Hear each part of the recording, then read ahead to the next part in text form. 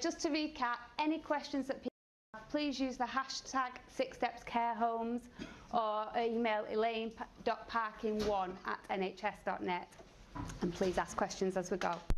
So my name's Elaine Parkin. I'm the Quality Improvement Programme Manager for Greater Manchester and Eastern Cheshire Strategic Clinical Network, managing the palliative and end-of-life care home programme, and as Chris said, co-author to the 6 Steps programme.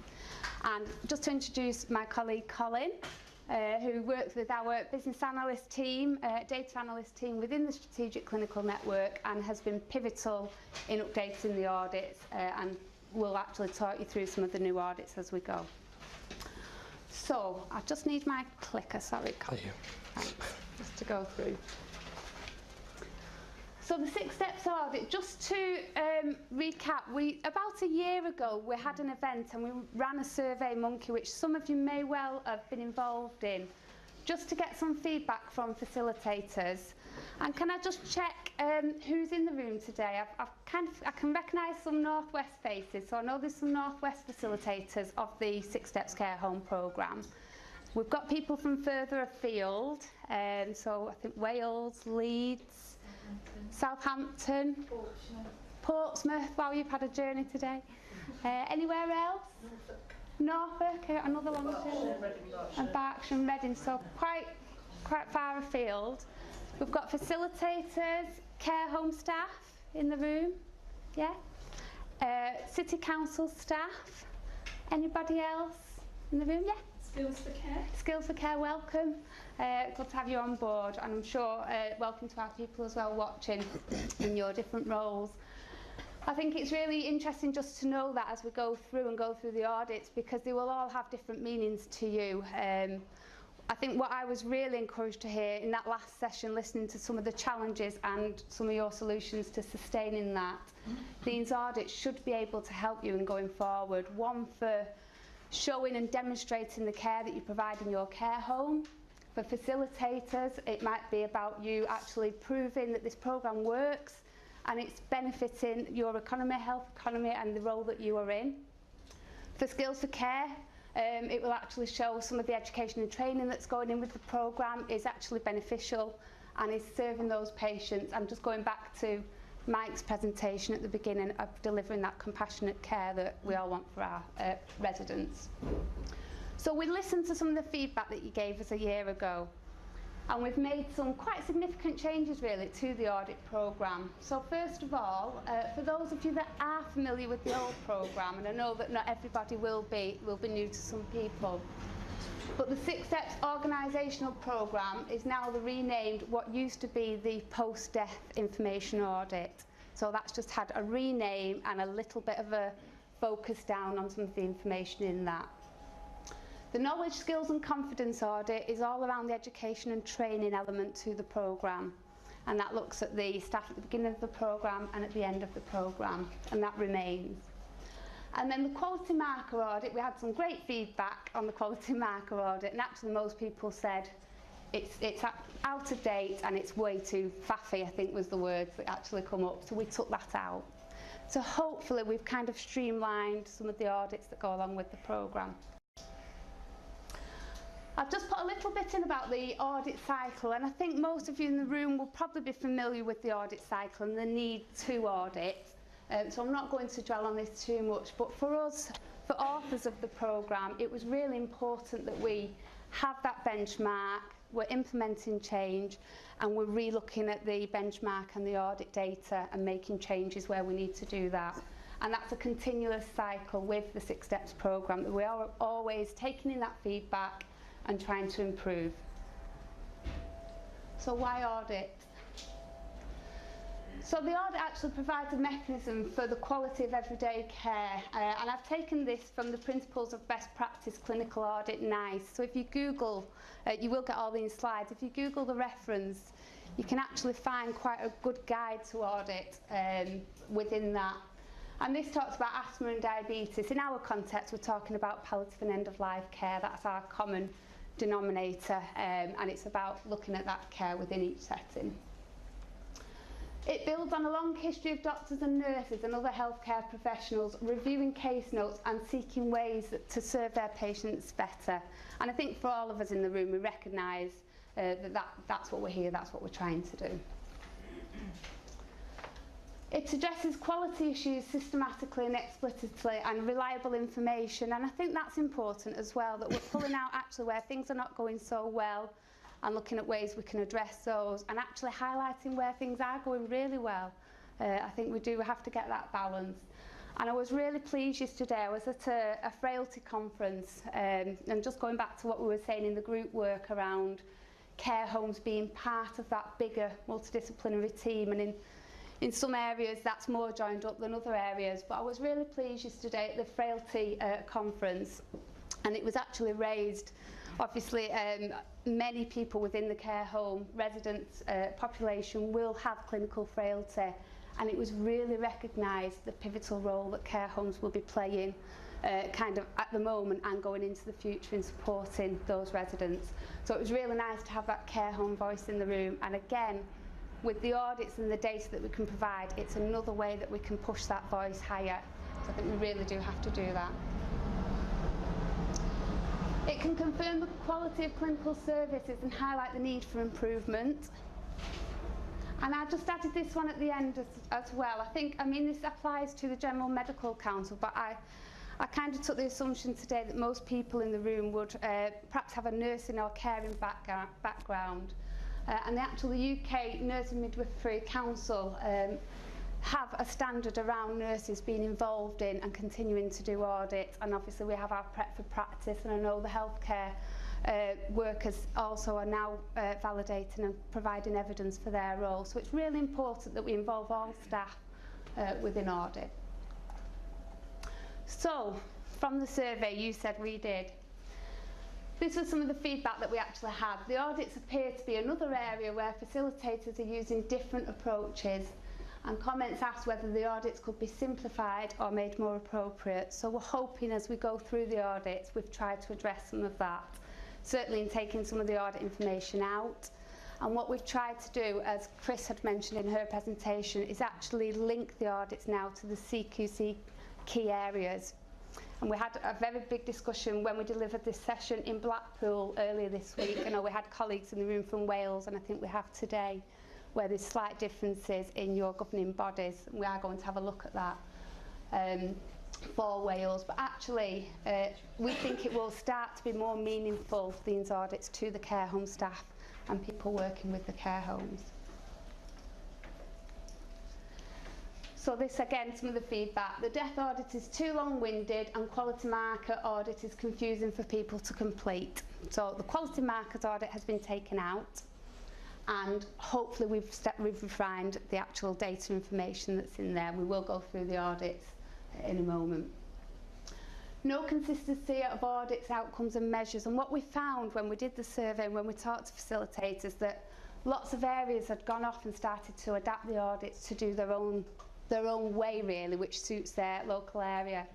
And while we don't want to stop that and flexibility in how you use, because right from the beginning we say it's got to work for your locality and your area and your care home, but what we do want you to be doing is measuring the same things. So one piece of advice we would give is that if you do start on an audit process, you continue with that. What you don't want to be doing is changing the questions every year and asking different things. You need to have some data that's consistent that you are measuring. Simpler audits that are less time consuming for homes to complete. So we're hoping we've achieved that by kind of reducing some of the questions, and also what we've decided to do is keep the process where we've got paper copies for the care home to actually complete, the care home staff. So the feedback that came through was where we got the most information from the audits, it's where the paper copies were being completed and handed to facilitators to fill in the electronic copy.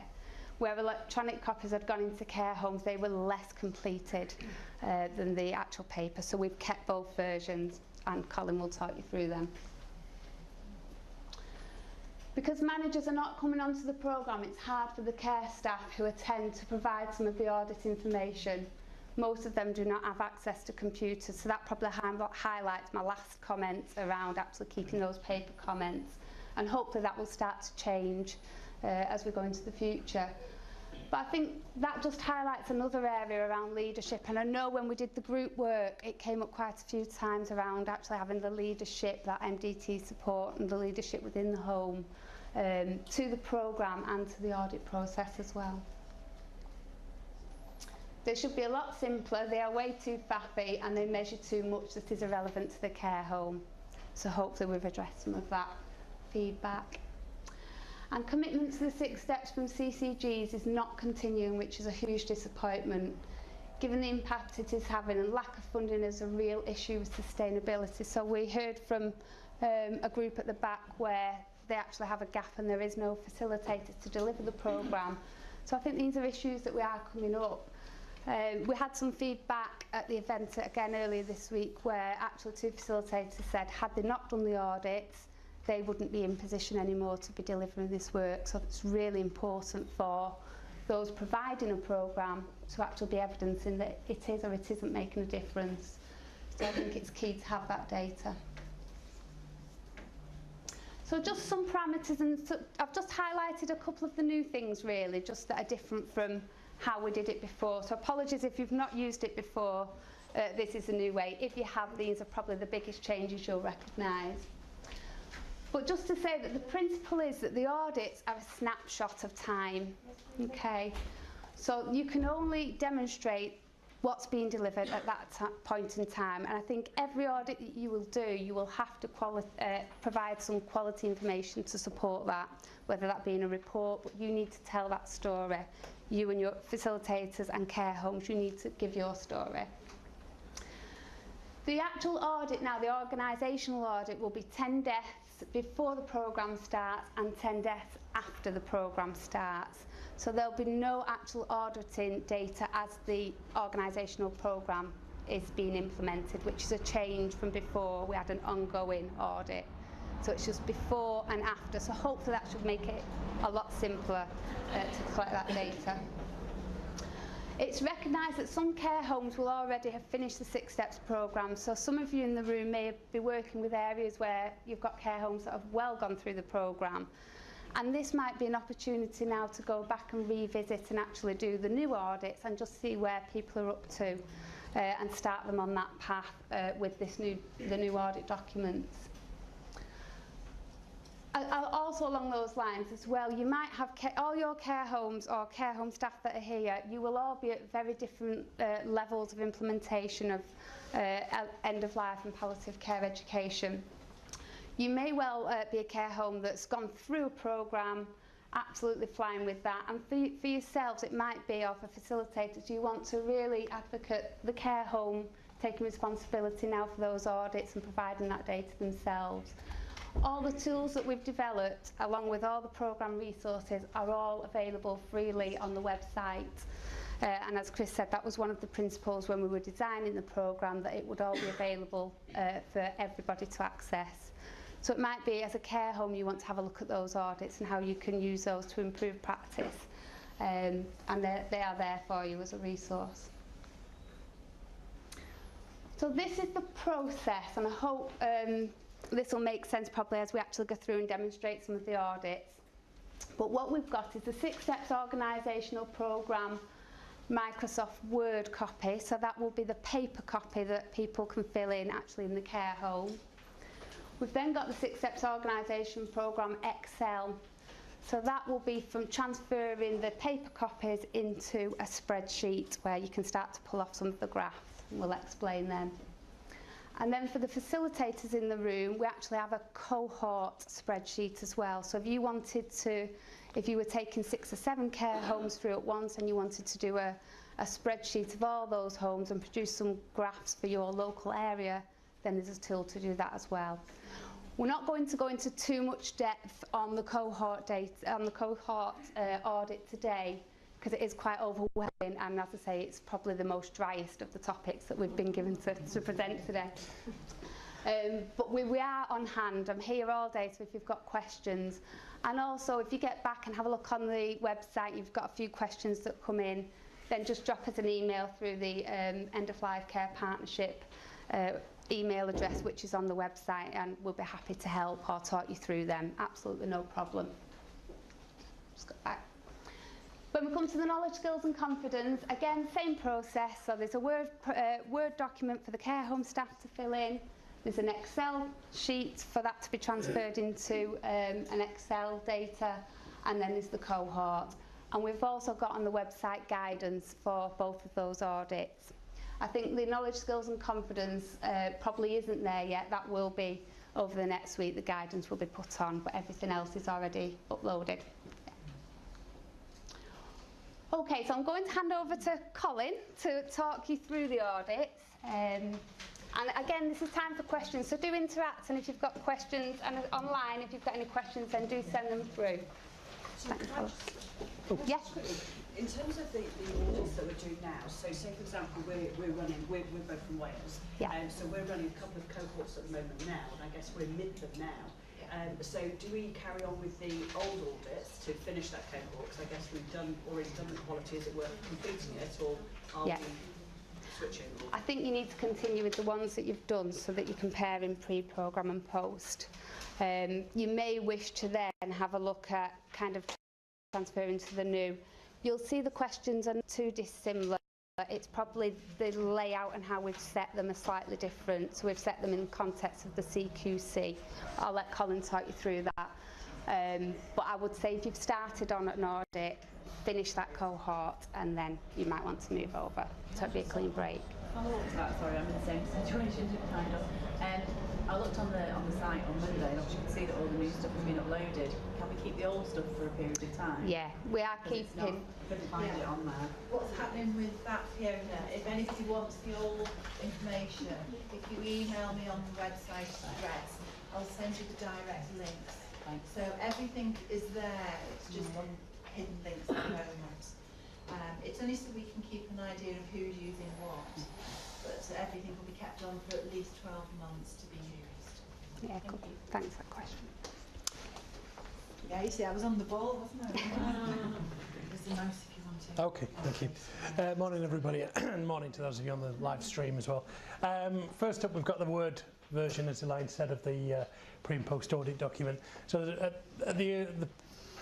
to begin with, there's just a little bit of context there around how the information is going to be collected and used, and then there's a bit of an explanation, instructions how to complete both the pre-programme and the post-programme elements of it. Section 1 just asks for the care home name and the number of staff employed in your care home. Obviously you're really only going to ask that question once when you do each of the audits, post and pre and post programme, but it's on every sheet. Section 2, the sections all are mapped, as you can see, something we've done with Lynn's support, are mapped to CQC key questions, well led, safe, etc. I realise for Wales that's not relevant in this context, but obviously you've got other And we have a plan that I'll talk about later. measures. We just ask the questions first. Most of these are straightforward yes/no questions. Does your care home have an end-of-life care policy structure, set of guidelines? Section 3 there covers mental capacity assessments, best interest discussions, and DNAR, CPRs. Sorry, Colin. I'm going to chip in as we go. Yeah. We've kind of a bit of a double act. But just while we're on the end-of-life care policy and guidelines, in the actual guide that we've developed, at the back, I've actually put an appendices just to help you really in terms of what would consist of an end-of-life care policy and guidelines, so if you're wondering what that would look like. So there is actually a list of things that would be included. What we are saying is it's down to facilitators really to make that judgment and to set their parameters around that, but there is guidance in the audit guidance as to what you would be looking for a policy and guidance. Okay. So section 4 also asks the number of staff who've received end-of-life care training. It goes on to ask about anticipatory medicines. Section 5 covers end-of-life care decisions, conversations, information about end-of-life and bereavement support. Section 6, again, obviously yes or no questions, but then it asks about preferred place of death. If it was recorded, also an option for not recorded, but it gives you those options there, and also to record the actual place of death. And section 7 touches on number of emergency hospital admissions during the last 90 days of life, and whether the resident's death was expected or unexpected. Can I just mention, sorry, Yeah. have they received education, training and life care? We've had a lot of discussion around that, you know, what is education, training and life care, and going back from the feedback, we didn't want to add everything in because that's when the audit sort of it runs away with you, get a lot more questions in the audit, so we did purposely keep it simple, but there were some guidance for that. Yeah, so along with the policy, what I've done is I've actually taken the information from the knowledge, skills and confidence audit, so it links directly to the programme. But again, the types of things that would be covered in palliative and end-of-life care education, and there's some considerations there just to guide facilitators as to what that might look like. The guidance that we give is that some care home staff member does not have to tick that they've completed every element that's listed here, but if you feel they've got a good background of end-of-life care training, and you'd probably be looking for things that they've done that within the last year, so it's quite fresh knowledge, then you would feel confident to tick a yes within that box. Elaine, can I ask, does the programme align with the core skills education and training framework for end of life? I'll probably hand that too. Yeah. It hasn't at the moment. We've kept it, because we've changed it over, aligned it with CQC standards, but looking at what else we do need to align it with. So at the moment, we're trying to just do steps, Yeah. but I'd be very interested in your thoughts about how that could work. We've got to find a line between making something that's core for lots of people and not making it too diverse for too many people. But I think there's things like that that need to be core within it. So we will be carrying on developing the work.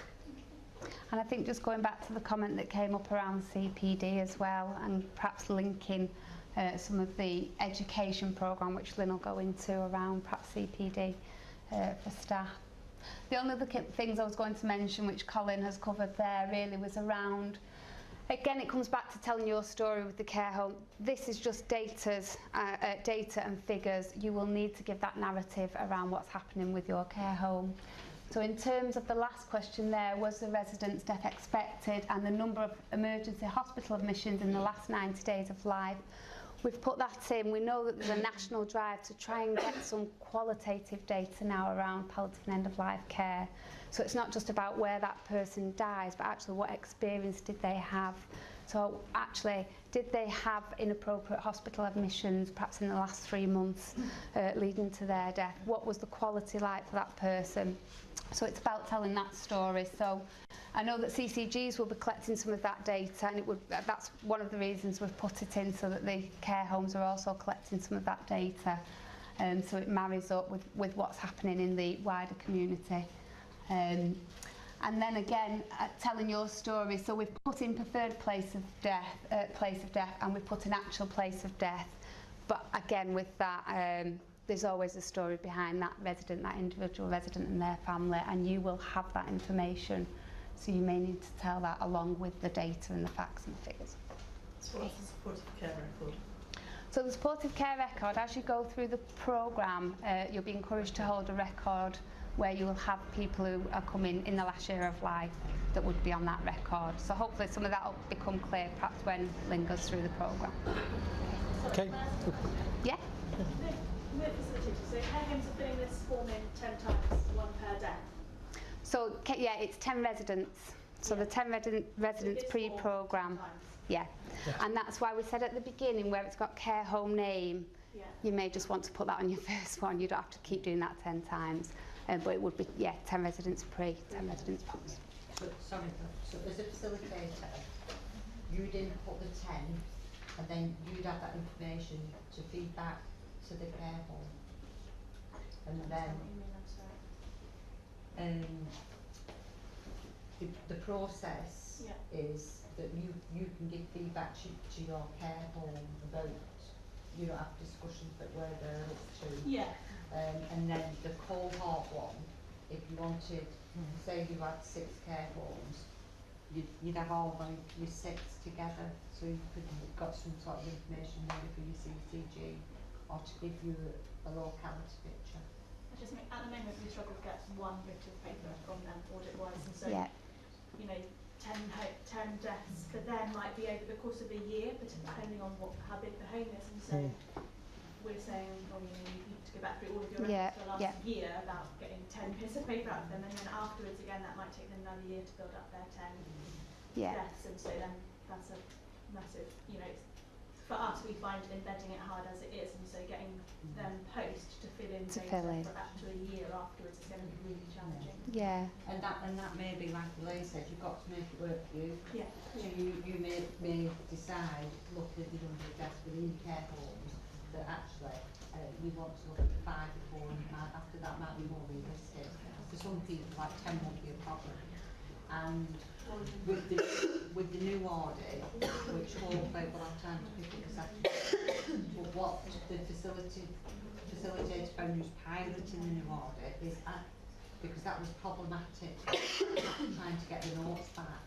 But she found that there was a lot of information they didn't actually need to go and get the notes back. So that was interesting. Okay. Thank you. If we look at the number 2 Excel one, that might just help actually visualising. Oh. Yeah. All right. I'll have a look at them. Got the mouse.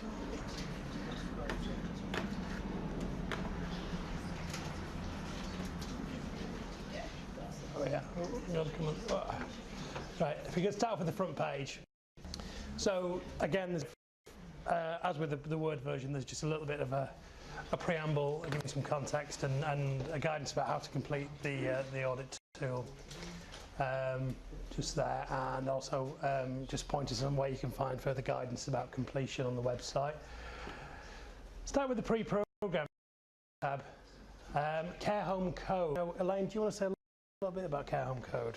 Yeah, so in the guidance, again, we've made some reference to the care home code, and we hope, obviously, because it's a Northwest programme, we've covered the Northwest areas with a prefix. So in the guide, you'll see all the Northwest CCG areas with a prefix. We have actually at the bottom put a non-Northwest, so you have got a code if you're not in the Northwest. And then we've just given some guidance of how you may want to code your care homes. This really is for facilitators about having your own login system of how you go back to your care home data, and that would be up to you to kind of manage that. So for example, just taking Blackpool, it would be BLA, and then you might have 001, and you would hold your list as to which care home is 001. So you've kind of got that login system. So there is guidance there, but again, it's flexible to you as facilitators to work with your care homes on how you want to do that. Okay. CCG is a drop-down menu. Oops. So there, at the moment we've got all the Northwest footprint CCGs listed on there.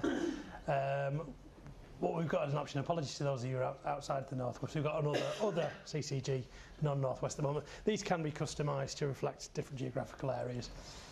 And again, we've got the field there, just a straightforward free text field to enter the number of staff. As you can see, the questions again are mapped to CQC key questions at the side there, where it says well-led, effective.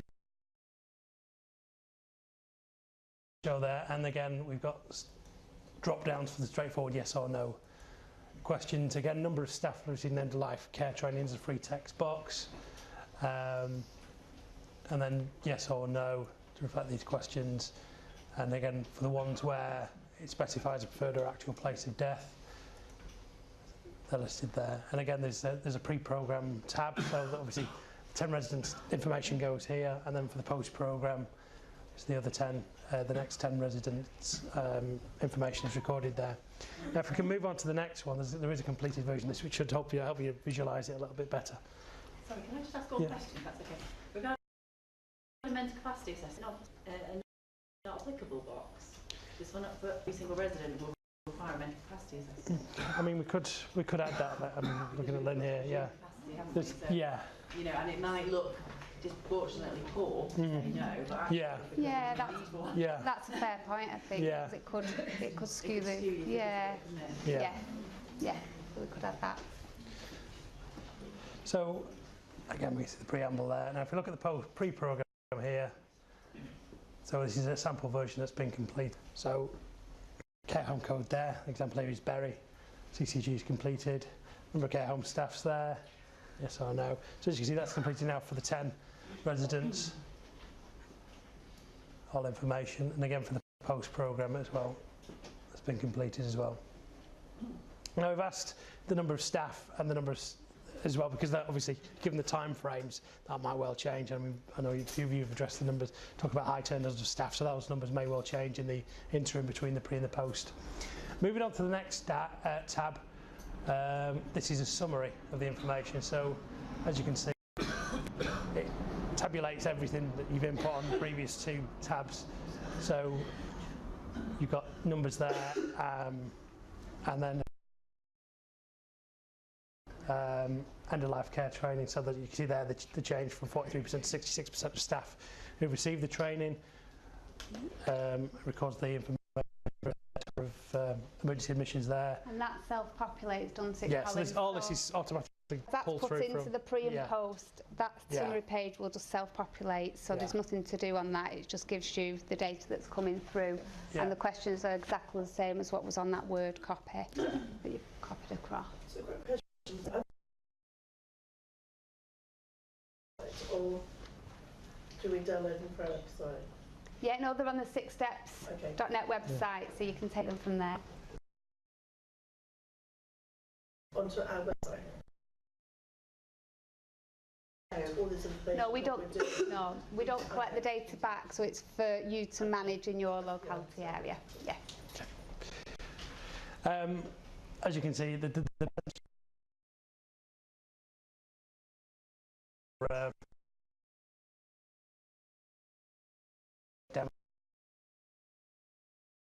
etc. Against unexpected, well, numbers that died in their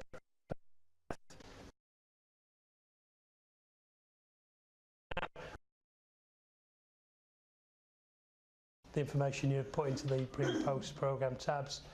We have a results tab that then gives you some straightforward bar graphs, column graphs around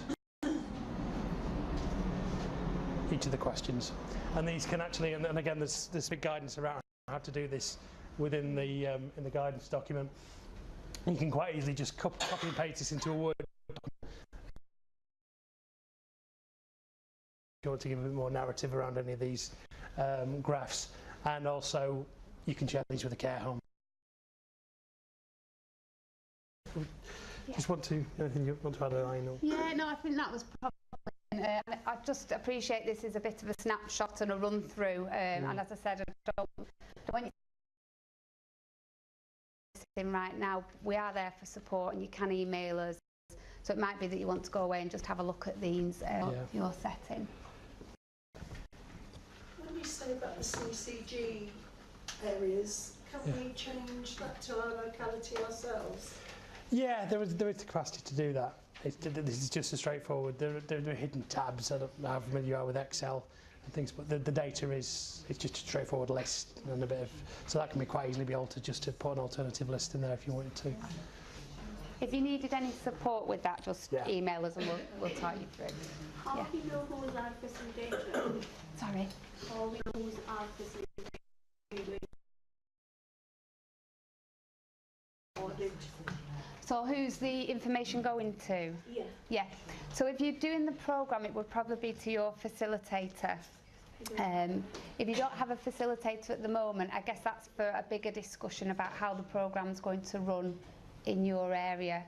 And that. At the moment. So there are a variety of different methods and models of rolling out the programme.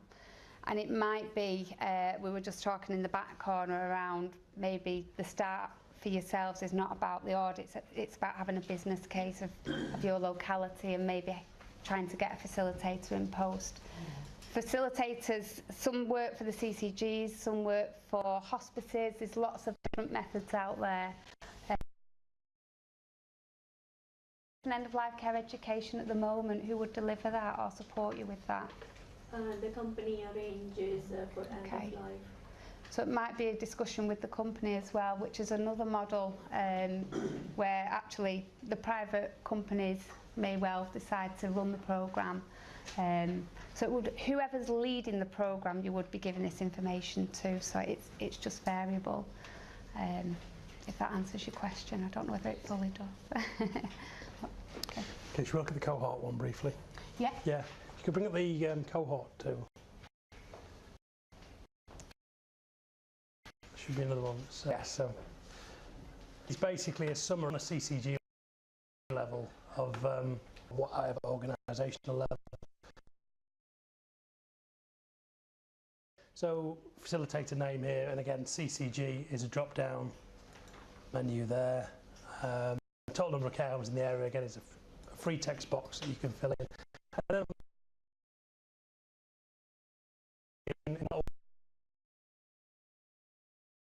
the audit documents and just putting the care home code in the top and then throwing the information onto these. At the moment, I think we've got, is it 10 care homes we can record here at the moment, I think, on this? Yeah. So this, I mean, this is a direct cut and paste into column summary tab that was on the last Excel spreadsheet, so you would cut and paste in and then you can analyse up to 10 homes, I think. Yeah, 10 homes.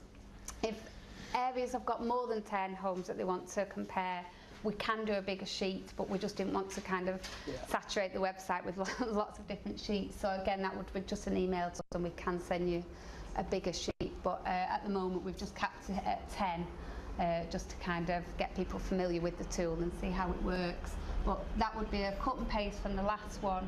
So you've got your 10 homes, which would then be a cohort comparison rather than just an individual home comparison. Okay, and again, there's a summary sheet there that's from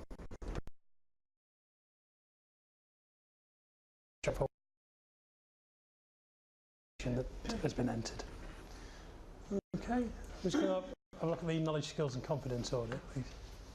So that's the main organisational programme audit. So we'll kind of follow the same process. The knowledge and confidence, the one we're going to go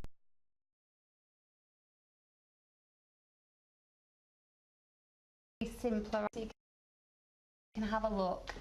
The name of the home, person, about, and it's basically a matter of people scoring themselves 1 to 5 on, or 0 to 5 I should say, on knowledge, skills and confidence for each of those areas, and for each of the questions it gives a bit of areas to consider. An audit tool that captures this information. So that would be what your care home staff who are going through the programme complete. Actually, programme with your care home staff. But it's a good tool just to assess where people are, and I think again coming back to that caveat, I found with this audit data when people first themselves much higher than when they finish the programme, and the reason being that people don't perhaps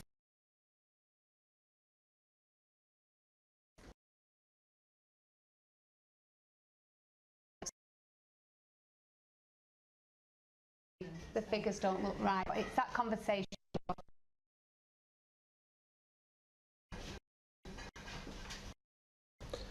Yeah, so if we just, yeah, I mean, not, yeah, this skills and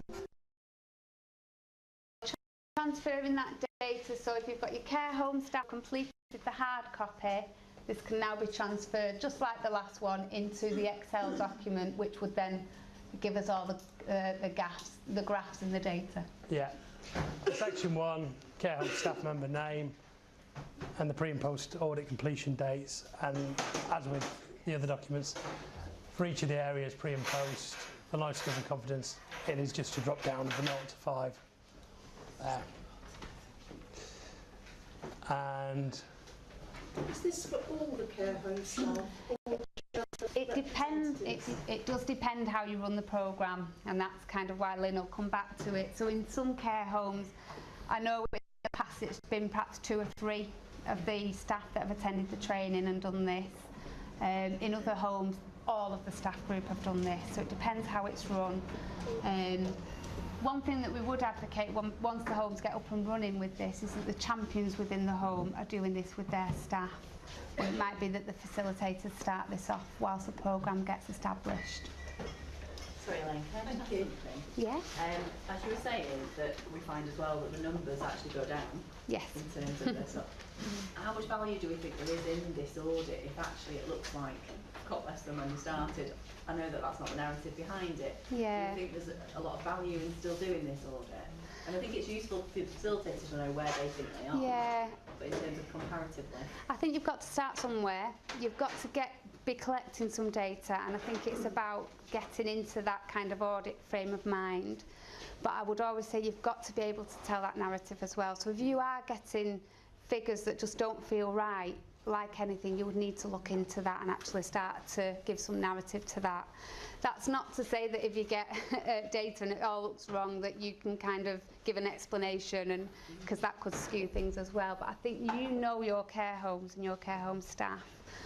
You know where they are, and you know that journey that you go through together. So it's being able to tell that story. But if you don't have any data, then you haven't really got anywhere to start with that. So I would say that there is some worth to start that journey and start having that conversation. Okay, and again, once the information's been input for the individual staff member, this section 2 gives you some graphs around pre and post programme. So the level of change in the overall score for knowledge, skills and confidence. Then for each question, the change in scores, so how they scored pre and post. And on cohort data, that last bit, what you've got is a little matrix there of their scores. Now this is designed so that this can be then cut and pasted into another wider audit that allows you to audit, I think it's up to 24 members of staff. So for each member of staff you just effectively cut and paste those numbers, and it gives you a broader analysis of their outcomes. Have we got a copy of that? We got a copy of the audit? We haven't got a copy. No, I don't think we've got. No. Yeah. So I think, just to summarise really, that hopefully has given you a flavour of the audits that accompany the programme and what's included. Just wait for the flight's over. What we would say, obviously we're talking today, there's lots of different levels, so we're talking about care home staff filling these in, we're talking about facilitators collecting this as part of a cohort, and hopefully we've designed tools that can be used for all those things, so it's probably difficult to explain that in a session here today. But do go onto the website, have a look at the audits, have a look how you can use them. Going back to what Christine said, it's got to work for your area and for your care home. That's the whole point of this. So developing something together that will work for you. But hopefully, thanks to Colin, the tools are there and they are for you to use really. Any feedback that you have, and we'll take on board around the mental capacity act, do bring that back into us, because we're always kind of having a look at how we can review and look at the audits. We probably won't make a huge major change with the audits and the questions, because as I said at the beginning, we need to be comparing like for like. But we will have a set kind of rolling programme of where we will then look at the audits, and there'll be a date when we actually then update. So any feedback we always welcome. Can I just say there was a great question on the national audit around mental capacity, incapacity not suspected. The wording. Yeah, which would give you a yes no. or a no rather than a not applicable. It was a really good way of getting around, because I noticed that as well. Thanks, Elaine. Have a look. Thank you. I think it might be worth putting a supplementary question that gives you that, and then works out and then ask the question yes or no. Was the assessment done? It was just there on the national audit. It was a useful question. Yeah, thank you. Okay. Okay. So have we come to lunch, Lynn?